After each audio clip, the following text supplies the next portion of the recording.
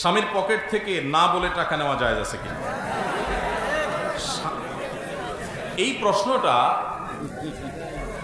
এই প্রশ্নটা আপনাদের হাসির কারণ হলেও অনেক মহিলাদের এই প্রশ্নটা অনেক গুরুত্বপূর্ণ, তার কাছে অনেক গুরুত্বপূর্ণ। আমার কাছে একবার রমজান মাসে রাতভর, সাধারণত আমরা আমাদের বাসায় রাতভর রমজানে সবাই জেগে থাকে, একবার সকালে ঘুমাইছি, জোর আগে উঠে দেখি মোবাইলে একই নাম্বার থেকে অনেকবার কল, 15-20 বার বা এরকম অনেকবার কল। তো এত বেশি কল একটা নাম্বার থেকে দেখে কল ব্যাক করলাম যে কোনো কারো বিপদ হলো কিনা। পরে দেখি ওই পাশ থেকে এক মহিলা ধরলো।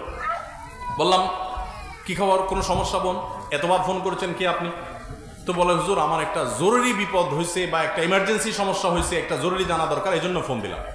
তাই আমি বললাম, জরুরি তো বুঝছি, নাহলে এতবার কি ফোন দিয়েছেন, বলেন কি বিষয়।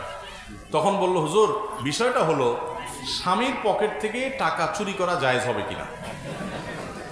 তা আমি বললাম, এটা জরুরি মাসালা হলো যে এটার জন্য এতবার ফোন দিছেন। আমার স্ত্রী পাশে ছিলেন, উনি শুনলেন। শোনার পর আমার স্ত্রী আমাকে বললেন, শুনো, তুমি সবকিছু নিজের মতো হিসাব করলে তো হবে না, ওই বেচারির জায়গায় তুমি চিন্তা করার চেষ্টা করো।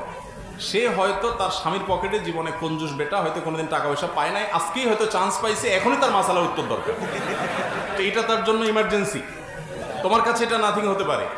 তো আপনারা হাসলে কি হবে, অনেক মহিলাদের কাছে এটা গুরুত্বপূর্ণ, কারণ অনেক কঞ্জুস স্বামী আছে, হাত খরচের টাকাও দেয় না, যার কারণে বেচারি চুরির চিন্তা করা ছাড়া উপায় থাকে। যদিও এখানে বেচারিরও দোষ আছে। দোষ কি? দোষ হলো বিয়ের সময় তার মহর ধার্য হয়েছে না হয় নাই, কিন্তু সে মহর নেয় নাই। ওই বাসর রাতে স্বামীর পাম্পটটি চোটে মাফ করে দিস, আছে না নেই? আমার দেশে মেয়েরা এত সোজা, শুধুমাত্র একটু। আর ছেলেরা এত পরিমাণ বাটপারি জানে, বাসর রাতে বলবে, ধরবে মহর 10 লাখ 20 লাখ, এভাবে বলবে, দেখো মহর তো এখন মুরব্বীরা ধরছে 10 লাখ এত টাকা, 20 লাখ এত টাকা, এখন আমি তো এখনো উপার্জন এভাবে করতে পারি না, অল্প স্বল্প ইনকাম, আর এই কদিন পরে ইটালি চলে যাবে, টাকার অভাব হবে, সবই তো তোমার। আর এই বোকাশোকা সহজ সরল মেয়েরাও বলে দেয়, ঠিক আছে, আরে টাকা দিয়ে কি হবে, আপনি বাদ দেন, এগুলো লাগবে না। তো তুমি মাফ করে দিছো তো? হ্যাঁ আমি মাফ করে দিছি, শেষ। এই চান্সে ফেলায়া মেয়েদেরকে বোকা বানায়া এই বাটপারি করে পুরুষগুলা সব মহারণা মাফসাফ করে না। এবার বেচারি মহিলা হুজুরের কাছে প্রশ্ন দেওয়া লাগে যে পকেট থেকে চুরি করে নিতে পারবো কিনা। আপনার চুরি করার দরকারটা কি? আপনি তখন তো নিজের হক নিতে পারতেন, ছেড়ে দিতে বলছে কি আপনাকে? অবশ্য না ছেড়ে উপায় নাই, কারণ মহিলা যদি বাসরাতে বলে যে না চান্দু, টাকা দেয়া ছাড়া কথা নাই, আগে মহর পরিশোধ করো, তখন তো বলবে বাপরে বাপ, এই মহিলার সাথে গড় করবো কেমনি, বাসর থুয়া ছেলে পালাবে। আমাদের সমাজে মেয়েদের অধিকার আমরা নানাভাবে বলন্টিত করি এবং নষ্ট করি, তাদের মহর ঠিক মতো দেই না। তো যাই হোক, মা বোনদের অধিকার, তাদের পাওনা দিয়ে দিবেন, টুকটাক তাদের হাত খরচে দেওয়া উচিত। তাদের মা আছে, বাবা আছে, খোঁজ খবর নিবে, যতটুকু পারেন সাধ্য অনুযায়ী তাদেরকে খোঁজ খবরের জন্য বা হাত খরচের জন্য টাকা পয়সা দিবেন। যদি কোনো স্বামী ন্যায্য পাওনা না দেয়, সংসারে খরচের টাকাও না দেয়, তাহলে সেক্ষেত্রে তার পকেট থেকে টাকা স্ত্রী নিতে পারেন। যদি তার ন্যায্য সংসারের বাজার খরচের টাকাও না দেয়, কঞ্জুস হয়, বা অনেক সময় দেখা যায় একাধিক বিয়ে হলে সে অন্য স্ত্রীর দিকে ঝোঁক থাকে, এখানে টাকাই না দেয়, তাহলে এক্ষেত্রে আপনার যতটুকু ভরণ পোষণের জন্য প্রয়োজন ততটুকু তার অজান্তেও তার পকেট থেকে আপনি নিতে পারবেন।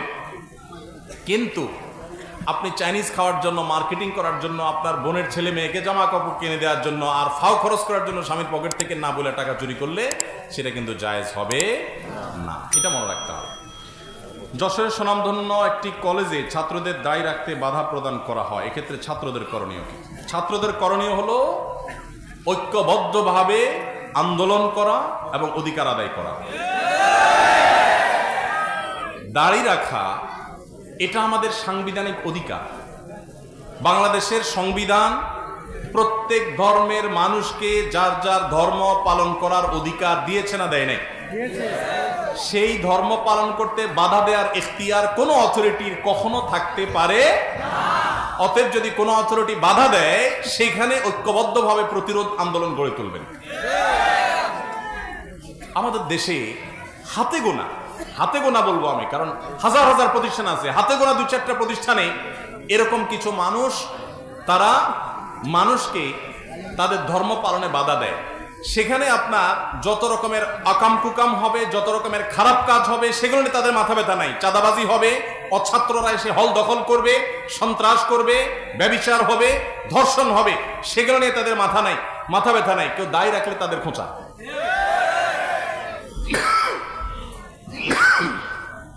অনেক লোক আছে, তারা কেউ দাড়ি রাখলে বলে, ভাই কিভাবে এই দাড়ি রাখেন গরমে, খোঁচায় না? বলবেন ভাই আমার তো খোঁচায় না, আমার দাড়ি আপনারে খোঁচায় কিনা সেটা বলবেন। আমার তো মনে হয় আপনার চুলকায়।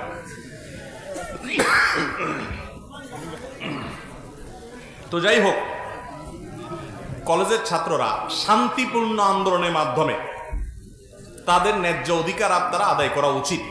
কারণ অনেক জায়গায় দেখা যায় মেয়েরা যদি হিজাব করতে যায় তো স্কুল কলেজে তাদেরকে বাধা দেওয়া হয়, তাই না?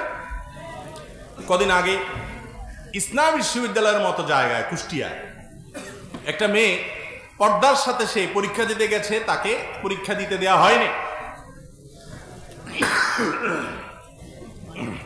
সেটা নিয়ে যখন সারা দেশে ওলামা ইকরাম কথা শুরু করলেন, যখন লেখালেখি হলো, আন্দোলন হলো, প্রতিবাদ হলো, নিউজ হলো, তখন পরবর্তীতে শুনেছি তাকে তার অধিকার দেওয়া হয়েছে।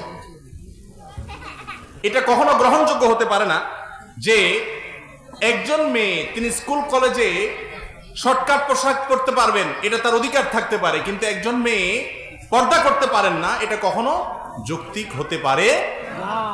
একটা ছেলে সে যে কোনো পোশাক পরতে পারবে, যে কোনো কাটিং এ চুল রাখতে পারবে, কিন্তু তার দাড়ি রাখতে পারবে না, এটা কখনো গ্রহণযোগ্য হতে পারে না। অতএব এ ধরনের অন্যায় আচরণ যারা করবে, তরুণ শিক্ষার্থীদের কর্তব্য সেখানে সে অবস্থায়, এমনকি আপনার মুখে দাড়ি নেই, একজনের দাড়ি রাখতে দেওয়া হচ্ছে না, তাহলে তার প্রতি জুলুম করা হচ্ছে। আপনি নিজে দাড়ি রাখেন আর না রাখেন, আপনি ওই লোকটার, ওই ছাত্রটার অধিকার হরণ করার কারণে আপনার আন্দোলনে, শান্তিপূর্ণ আন্দোলনে আপনার সামিল হওয়া উচিত। এত বড় স্পর্ধা কারোর থাকতে পারে না। আল্লাহ তাআলা কর্তৃপক্ষকে হেদায়েত দান করুন। 5 জন কর্মচারী, 3 জন মুসলমান, 2 জন হিন্দু রমজান মাসে একসাথে ইফতার করতে পারবে কিনা? অবশ্যই পারবে। দোকানের 5 জন কর্মচারী, কিছু মুসলমান কিছু হিন্দু আছেন, হিন্দু যারা আছেন তাদেরকে বা অন্য ধর্মাবলম্বী যারা আছেন তাদেরকে আপনার যে ইফতার সেটা তাদেরকে অফার করতে পারেন, তাদের সাথে শেয়ার করতে পারেন, কোনো অসুবিধা নেই। একসাথে ইফতারও খেতে পারেন, কোনো সমস্যা নেই। এমনকি আপনার অন্য ধর্মাবলম্বী কোনো সহকর্মী, কোনো প্রতিবেশী আপনাকে কোনো খাবার দিয়েছে, ইফতারের জন্যই দিয়েছে, সেই খাবারটা যদি হালাল হয় আপনার সেটা গ্রহণ করতেও কোনো অসুবিধা। আমরা অনেক সময় ইসলামের নামে ভুল বুঝি বা বিভ্রান্তি ছড়াই। অনেকে মনে করে অন্য ধর্মের মানুষের সাথে গায়ে টাচ করলে বোধহয় অসুবিধা হবে। ইসলাম এরকম সংকীর্ণ কোনো বিষয় নয়, বরং আল্লাহ সুবহানাহু ওয়া তাআলা বলেছেন, লা ইয়ানহাকুমুল্লাহু আনিল লাযিনা লাম ইউকাতিলুকুম ফিদ-দীন ওয়া লাম ইখরিজুকুম মিন দিয়ারিকুম আন তাবাররুহুম ওয়া তুকসিতু ইলাইহিম ইন্নাল্লাহা ইউহিব্বুল মুকসিতিন। যেই সমস্ত অন্য ধর্মের অনুসারী মানুষেরা তোমাদেরকে তোমাদের বাড়ি থেকে বের করে দেয় নাই, যুদ্ধ চাপিয়ে দেয় নাই, বরং শান্তিপূর্ণ সহাবস্থান করছে, তাদের প্রতি ন্যায়নিষ্ঠ আচরণ করতে, সেই অন্য ধর্মের মানুষদের প্রতি ভালো আচরণ করতে, ইনসাফপূর্ণ আচরণ করতে আল্লাহ তোমাদের তো নিষেধ করেনি না, বরং ন্যায়নিষ্ঠ আচরণকারীদেরকে আল্লাহ ভালোবাসেন। তাহলে বোঝা গেল যে আমাদের হিন্দু, খ্রিস্টান বা অন্য ধর্মাবলম্বী সহকর্মী বা প্রতিবেশী, তাদের প্রতি আমাদের সদাচরণ থাকতে হবে এবং তারই অংশ হিসাবে তাদেরকে আমরা খাবার শেয়ার করতে পারি এবং তাদের খাবার গ্রহণ করতে পারি। আমরা বরং ইসলামের সৌন্দর্য তাদেরকে দেখাবো যাতে তারা ইসলামে আকৃষ্ট হয়, ইসলামের পথে আসে। আল্লাহ যেন তাদেরকে হেদায়েত দান করেন।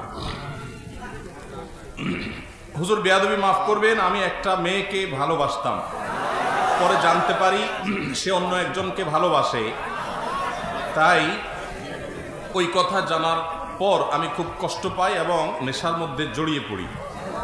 এখন আমার করণীয় কি? দেখুন, এই ধরনের প্রশ্নগুলো যখন আসে, প্রথমত কিছু প্রশ্ন আমরা এড়ানোর চেষ্টা করি, কিছু প্রশ্ন তো আসলে এড়ানো যায় না, চলে আসে, ঢুকে যায়, শেষ মুহূর্তে দিয়ে দেন অনেক সময়। দেখুন, এই প্রশ্নগুলোতে আমাদের হাসির উদ্রেক হতে পারে, কারণ একজন মুসলিম যুবক তার জানা থাকার কথা যে বিবাহ বহির্ভূত সম্পর্ক করা এটা হারাম। বীর পুরুষ বিয়ে করে, কাপুরুষ প্রেম করে। যে পুরুষের সাহস আছে, সৎ সাহস আছে, 2 নম্বরই করার ধান্দা নাই, মতলব খারাপ না, ইরিশ বিরিশ করে নিজের ধান্দা হাসিল করা মাকসাদ না, প্রতারণা করা মাকসাদ না, টাইম পাস করা উদ্দেশ্য না, সে তো বিবাহের প্রস্তাব নিয়ে যাবে বাঘের বাচ্চা। সে অলিতে গলিতে রাস্তা ঘাটে ঝোপে ঝাড়ে চুপিয়ে চাপিয়ে লুকিয়ে চুরি করে সে তো তথাকথিত প্রেম করার কথা না। এটা তো কাপুরুষে করে, এটা তো চোরে করে, এটা তো 2 নম্বর যে সে করে। মনে রাখবেন, 1 নম্বর ভালোবাসা, সত্যিকারের ভালোবাসা হয় স্বামী স্ত্রীর মধ্যে। আর বাকি যেগুলো হয় এগুলো আমি বলি প্রায় সময় বেশিরভাগই ফুচকা চটপটি খাওয়ার ধান্দা, চাইনিজ খাওয়ার ধান্দা, আর ছেলেদের হলো আকাম কুকাম করার ধান্দা। এই ধান্দায় পড়ে কত মেয়ের জীবন শেষ হয়েছে, কত ছেলে কত মেয়ে আত্মহত্যার পথে পা বেরিয়েছে, কত মানুষ দুঃখের সাগরে ডুবেছে, সেটা একমাত্র আল্লাহ তাআলা ভালো জানেন। যে ভাই প্রশ্ন লিখেছেন, হয়তো এই বিষয়টা হারাম হওয়ার ব্যাপারে তার চেতনা এতটা পরিষ্কার না, এই জন্য সে প্রথমে বেয়াদবি মাপ চাওয়ার কথা বলেছে। আপনারা হয়তো হাসাহাসি করেছেন। আমার কাছে এই প্রশ্নগুলো সবসময় হাসাহাসির কারণ নয়, অনেকের সিরিয়াস প্রশ্ন। যে ভাই প্রশ্ন করেছেন তাকে বলতে চাই বিনয়ের সাথে, ভাই আমার, প্রথম কথা হলো বিবাহ বহির্ভূত সম্পর্ক করার মধ্যে কোনো কল্যাণ নিহিত নাই। সাময়িক সুখ অনুভব হতে পারে, কিন্তু চূড়ান্ত সুখ আল্লাহ তাআলা হারামের মধ্যে রাখেন নাই।